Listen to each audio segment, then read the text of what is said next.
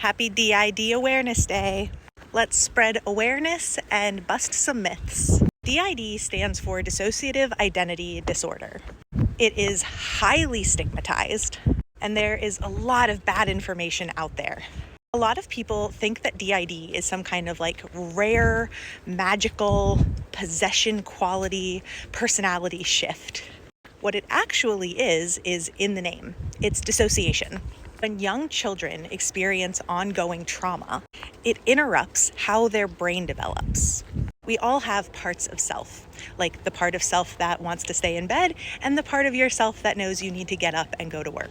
For someone with DID, those parts of self don't come together during childhood development in the same way that they do for someone without DID. Those parts of self stay separate from each other as a coping mechanism to survive ongoing trauma. It is a brilliant way that our brains are able to keep us safe and help us survive what otherwise may be an unsurvivable situation. For example, if you are a small child dependent on your caregivers for survival, but also your caregivers are unsafe, it's important that you have a part of self that knows that they're unsafe and a part of self that doesn't know that. Otherwise, it wouldn't be possible to survive. Dissociation here is extreme and adaptive. It is the child's primary survival strategy during a time of ongoing trauma.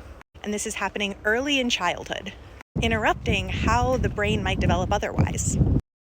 Self, with amnesia barriers between them, go on to have their own life experiences, their own knowledge based on those experiences, their own responses to stress. We actually see that different parts of self can have different responses to medication or different contact lens prescriptions. This is not a delusion or something that's being imagined. This is a different way of being as a brilliant way to survive. Children grow up to be adults, hopefully.